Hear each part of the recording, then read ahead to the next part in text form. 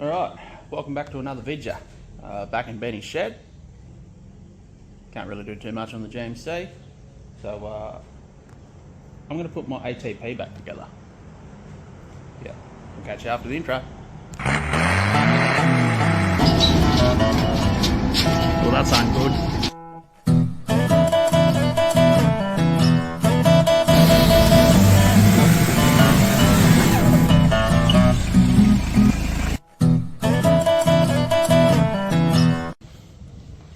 Well, that's what happens when you leave it in the shed for a couple of weeks, I guess. Right, so what happened? Bought this cheap. It had a few issues, four drive not selecting, it was running a little rough. I think it had a flat tyre, and I plugged it. A couple of things, it was cheap, it was like $1,200 for the whole bike. I was like, I'll buy it, ride it for, what was it? Ben and G's gender reveal, baby shower thing they did. Because my brother was coming out and he wanted to do a bit of riding, so I was like, well, we need another quad. My other quad's at my brother's house, and I had his box trailer, so we couldn't bring it to. It was a whole thing. Anyway, so I bought this thing cheap, and then fixed it, rode it, and fell in love with it. It's fucking amazing. 500cc, tipper tub on the back's awesome. It's a little funny in the jumps and the whoops because it is physically a longer wheelbase than most quads. It's got like another foot in it. But I really liked it. The handle's nice in the sand, which is mostly the riding we do down in the river. Yeah, it's cool. I checked everything on the bike but the transfer case oil because the dip or the bolt, filling bolt, was in a kind of a spot and I just could not get to it. So I called it good and went, yeah, it's got oil in it. Well, after 3 days of riding it with no oil in it, the transfer case basically disintegrated. I don't even have any gears here to show you. It hurt everything. All the needle rollers and everything collapsed in the centre of the bearings. So it got to the stage where I had to like kick it into high range and then hold it there with my foot to ride it. It'd ride in low, but in low it only does like 30 k's an hour. This thing does like 110-ish. So I had to like, literally kick it into high and then just hold it there for a bit. And then if we're on the straight and the flat, it'd stay in there. But if we started going through whoops, it'd jump out. So I had to like kick it in and hold it in. So I ordered a bearing kit and all this fun stuff to rebuild that transfer case. It's got a couple of damaged gears in it. Those gears are like just nearly $1,000 to buy. If I can even get them, I'd have to ring a couple of quad part suppliers to get them. Polaris said they can't, but some other quad websites have them listed. So, and then that's when Berger bought the Magnum. So these are exactly the same bike basically, except it's longer there. And you can sort of see with the plastic. So this part of the plastic there is the same between the Magnum and the ATP. So you can see just how much longer that is just in the plastics. The swing arm itself is physically just longer. I don't know if I can even show you that. That might sort of half show you. So, barring the swing arm and the rear plastics, these are all the same. That's the same bike. He got it cheap, $1,200 actually. Coincidence. These 500cc Polaris is just going for $1,200. The original word was it was running, and then old mate went to ride it, and then it wasn't running. He tried to get it running and couldn't. Berger had a bit of a play with it. Was trying to like aero start it. It was coughing out the carb.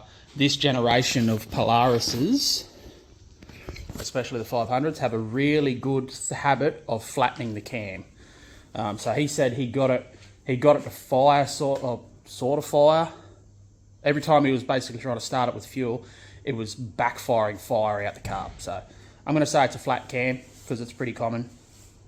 So that needs a cam. It's a $120 part. But now comes my mischievous plan.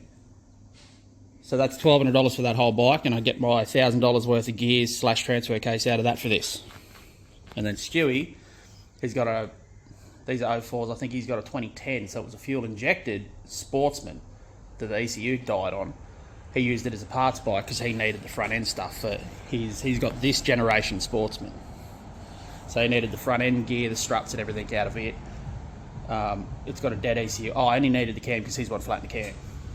So I'm buying that whole what's left of that bike off him for $200.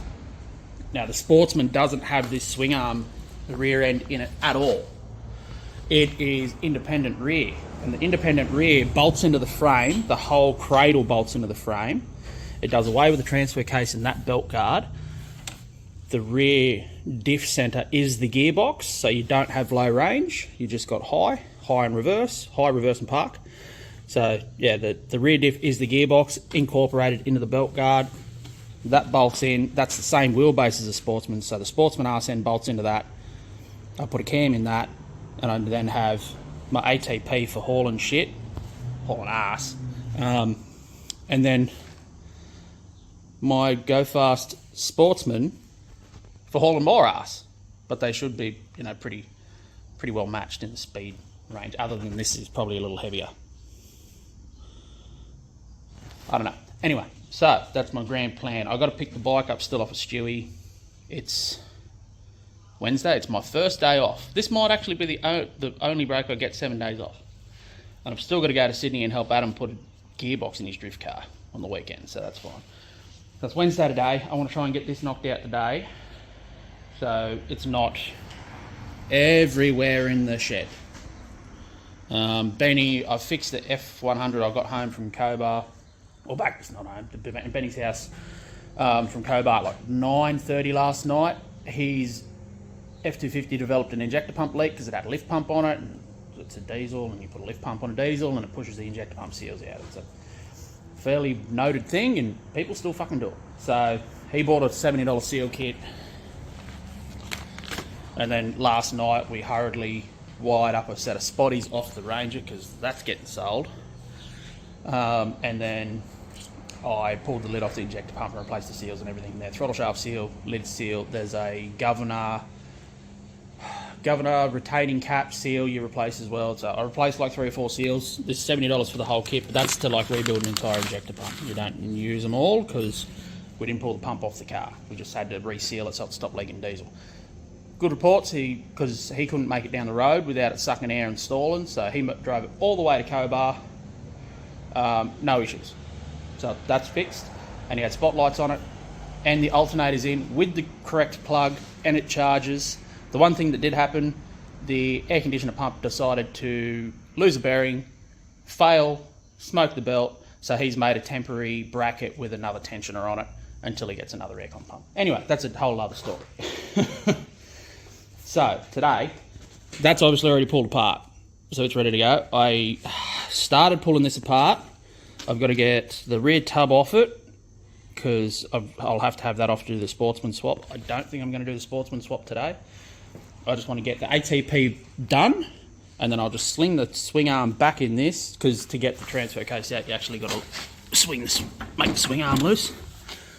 I'll just swing the swing arm back under that, put the wheels on it, and push it outside, because who's going to run? It's not running anyway, so I'm not too fussed. Get the ATP done, so that when in 2 swings time, so that's a month and a half, when me and Benny are synced back up on the same swing, because he's at work now and I'm off, when we're synced back up on the same swing, we can go fucking riding. We can go riding. We go big quad boys again. And I fucking can't because my shit's broken. All my shit is always broken. Some might say that's a fucking more of a problem with me than the shit. And to those people I tell them, get fucked. Anywho, so I might try and get that into a better spot so I can work on it, because yeah, I've got to do what I've done here pretty much, jack stands, so I can and get the rear wheels off. Those wheels and tyres have got really good tread, so they're going on this. I lose my fully sick black wheels, but I don't give a fuck. Where are my other wheels? Did Berger not drop my other fucking wheels off? We put the rear wheels off this on the Hawkeye. Ben sold Berger the Hawkeye. The Hawkeyes run 22s, these run 25s. I wanted to see what the Hawkeye do with the 25 one. it made it a little bit lazy, so he went back to a 22. So he come and picked the 22s up, which were on the back of this. But I don't see my fucking 25s here anyway. That's a problem for future Chris in about 7 fucking hours. So I'm going to move all this shit because Ben hurriedly unpacked the Ranger and just put it there. And some there. Just a little bit more there too.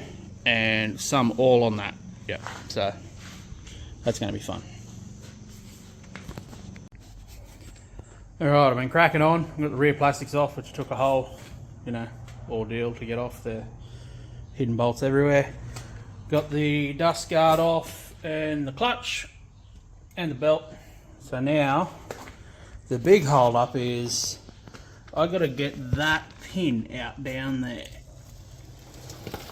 I've moved it about that much. Now Benny somewhere around here has got a long pin punch that I use to drive the exact same pin out of this bike. And I don't know where it is. I'm looking everywhere. So at the moment I just use an extension bar. I drove it down that far, 2-3 mil. It's moving pretty easy. I need to push it in, in and out. And I've got nothing to do that with. Oh, there's a bolt down there. What's that bolt from? What do you do?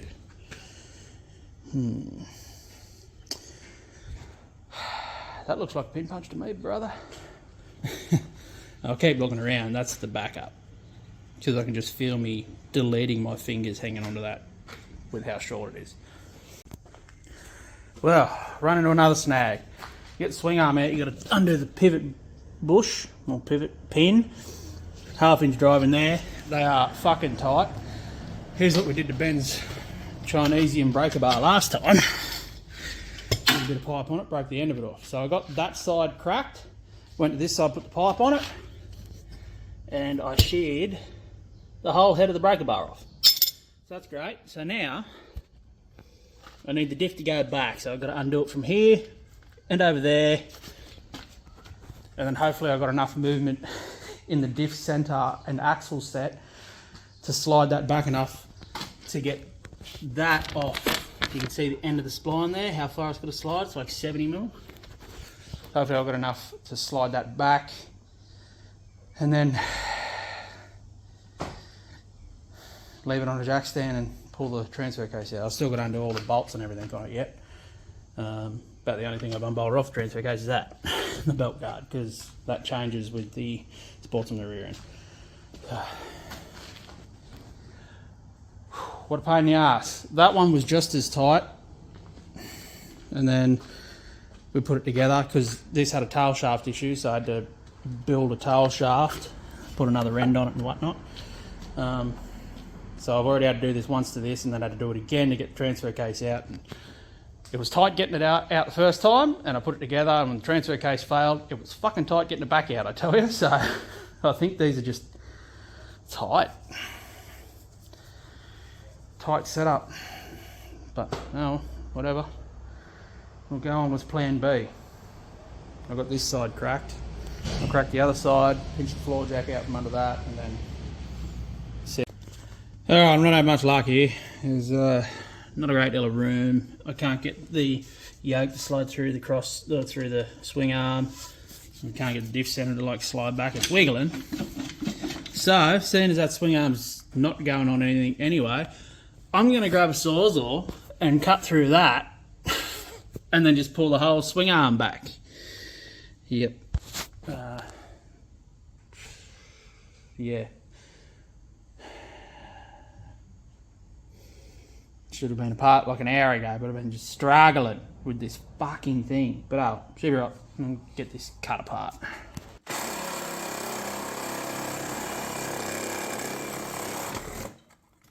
Get off. Well, I got her. Got her out. What an absolute pain in the ass that was. All the bolts were cemented in. The retaining bolt, there's one for a mount here that hooks underneath that nut. So I had to flex the whole transfer case. Oh, I need that bolt. Flex the whole transfer case that way to get it up over that, which stuffed it into here. It was a mess. But we got it out. So, first thing I'm going to do, put it on the bench and fucking put oil in it. because I don't want to have to buy a whole another quad to repair it again when the transfer case explodes. Yep. But now I've got to stuff it in there. At least this frame's relatively clean. We'll call that clean enough. And then once it's all back together, I've also got to replace the fuel line because the fuel filter cracked, which also split the fuel line, and I sort of botched it up to make it ride, but it's sitting like hard on top of the head there. So like on long pulls, especially when it was stuck in low range, because it wouldn't go into high, it'd heat the fuel up and it'd boil and start running like shit. So I've got a length of fuel line here somewhere. Yep, like 1.5 metre of fuel line. I'll rerun that and put like just a standard canister filter, like a car canister filter, and it had like this puny little one, which just blew the side. Like they got a little vacuum pump on them to feed the carb fuel. It just blew the side of that out, and we're getting ready to ride. So I pieced it together with what I had, which was nothing. So I've got to clear a spot on Ben's bench off, stick that up there. I'm assuming that's the fill port there and the drain somewhere else. I might just drain it and then refill it. Yeah.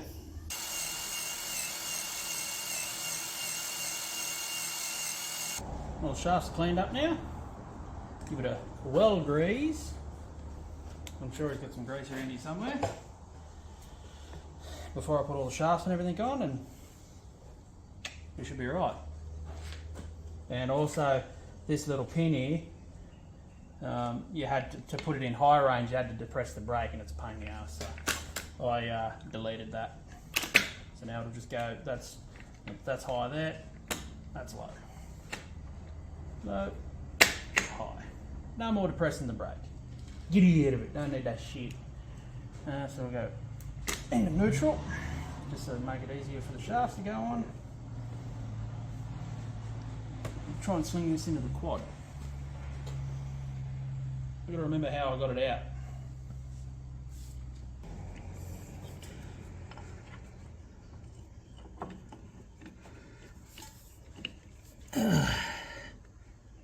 Tell you what, it sucked just as much to put back in as it did to take out.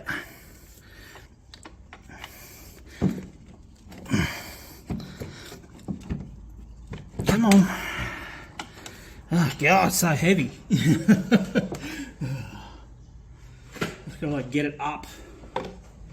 Can I lever it from here?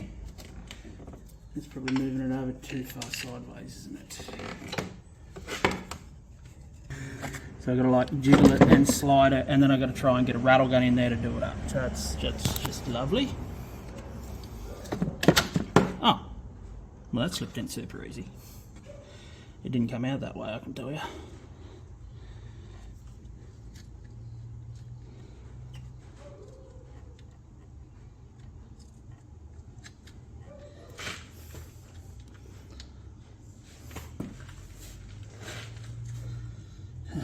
Man, they just made these things.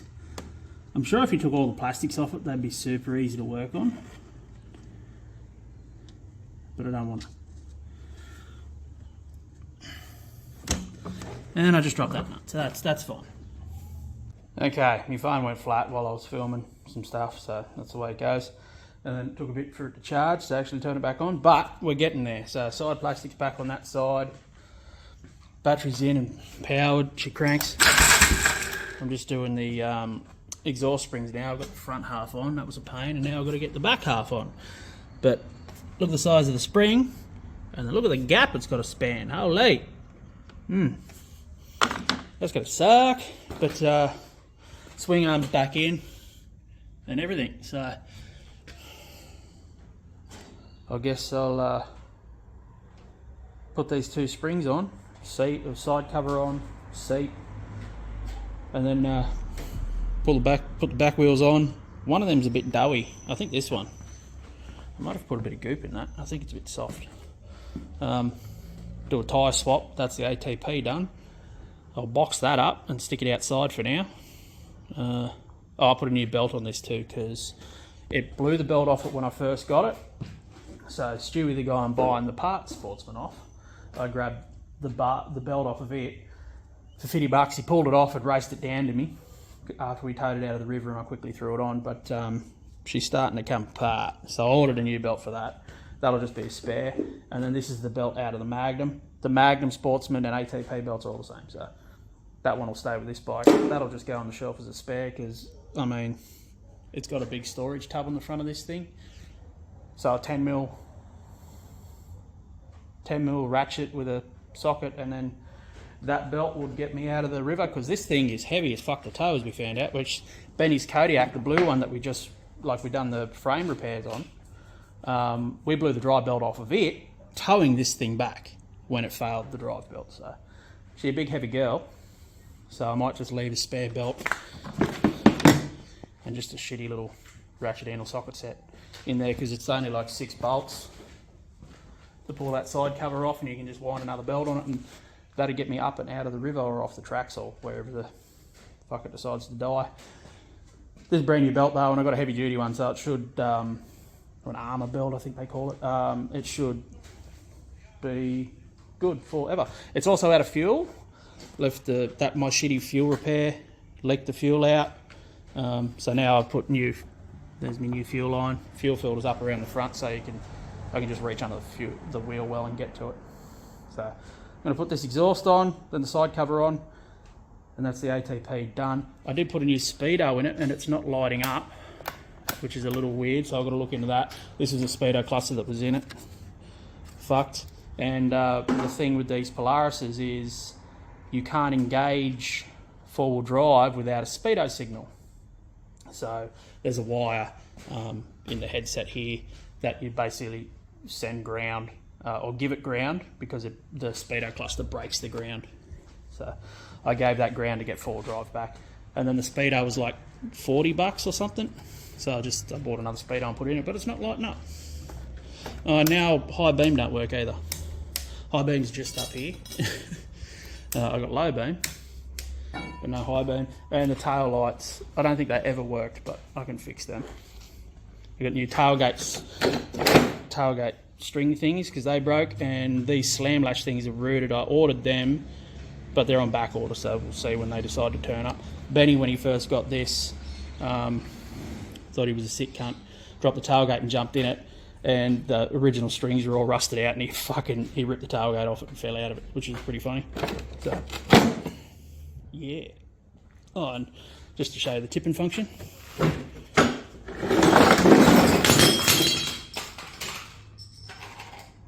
Oops, I thought I shut that tailgate.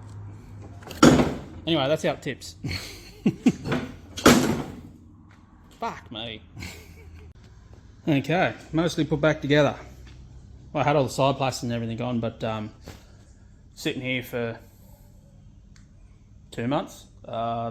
It's stuck afloat, so I wasn't picking fuel up, so I had to fiddle around with that. But now,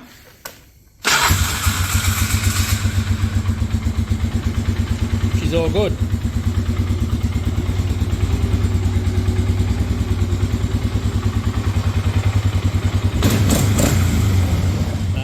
Still no dash. I haven't looked into that yet. I wanted to get it running first. But I'll put all this together and get it off the jack stands and whatnot and start cleaning up Benny's shed. Okay, there we have it, all in its former glory, back together. One rideable example of an ATP. So I've got to still sort out why the speedo's not working. That's why it's not bolted down. I just boxed up the parts bike over there for now until I get that other arse end in a cam. I'm going to stick that outside so it's not in the road. The left-hand rear tyre is a bit doughy. That's why it's leaning. But yeah, other than that, she's a good thing. Okay. So, parts bike is boxed up and outside. And ATP's done and running. What I was doing, it's noticeably later. What I was doing is trying to get the speedo to work. The one in it was junk. Didn't work. I plugged the new one into this and it never lit up or did anything. Still doesn't. But it'd light up in the parts bike, which is on the other side of that. What the fuck? Done some Googling and they said, oh, it's the ground wire going to the cluster. That won't have continuity. Well, this one does. I also fixed high beam. So now I've got high beam. But the annoying thing is high beam is just that one light and you lose low here. Wouldn't you just, high beam would be low beam plus that? But whatever. I could probably rewire it if I wanted to, but I'll see how I go first. Did I lose? What? That was working. Oh, the plug's out. The plug's come out.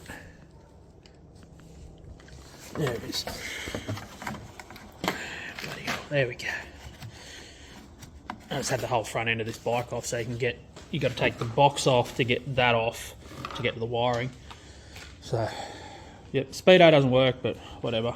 Headlights and everything work, that's fine, and it starts, so that's more than it needs. I'll address that later. But for now, I'm going to tidy out some of the plastics. Obviously, I'm missing a large chunk here. There's nothing I can do about that. But I'm going to try and stop this from cracking more. I'm going to zip tie stitch it, like I've done the bar on the front of the Falcon. I think that's the only one I've got to do. The rest of them are pretty good. The buckets are pretty banged up, but I can't get replacements of them, so it's just going to have to ride. So, last thing I'm going to do is zip tie stitch that wheel arch thing up, just to sort of support a little more. It's leaning because that tyre's still flat. I never bothered pumping it up. But it's fine. I'll get the other tyres off a Burger and put them on this, or I'll fill this one up full of tyre goop, and that'll probably fix it because it's a quad, so who cares. But, I don't know. We'll see how we go. Alright. That's that all stitched up, nice and solid. Also the flare was flapping at the front.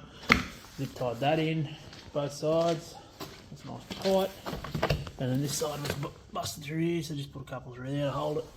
And I was playing with the tail lights. I thought there was a problem with the wiring, but because the bulbs didn't look bad, but they're both blown in both sides. So I'll have to get some bulbs. It's one bulb per circuit for brake and tail, which is weird. Instead of just using a twin filament festoon bulb, they're those pushing ones, like a dash bulb. Anyway, that's this thing done, rideable for now. I just wanted to put tail lights on it because we do a fair bit of night riding, and it's a bit hard to know what's going on when people don't have brake lights, and I was one of them. So if it has brake lights, at least you can see what's going on. Anywho, that'll do it for this video. That's as far as the ATP is going to go. Back on the tracks. You can sit here for a while. Tomorrow morning it's like 9 o'clock. Tomorrow morning I'll start it up and I'll move it up against the roll it all there, so we've got working area right in the middle here again. I've got to pick the motor up for the GMC, or get Ben to pick the motor up for the GMC. It's coming from a bloke we know out at Cobar's brother. Good runner, pulled it out of his truck because it had a problem running. He thought it was an engine issue, put a motor in it, and it still had the same fault. Turns out the fuel return line from the injector pump to the fuel tank was plugged. He'd been buying some pretty sketchy diesel and managed to plug that up. So I think it's got like 6,000 or 7,000 Ks on it, whatever it is. It's been out of the car for a couple of years now under a bench, so it was a runner when it come out. I don't know, I'll flush the injector pump and then put it on it, and if the injector pump's dead, I've got another 2, so I'll just, cross that bridge when I need to.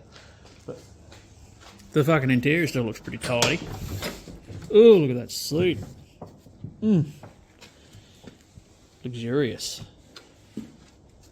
Anyway, that'll do it for this video.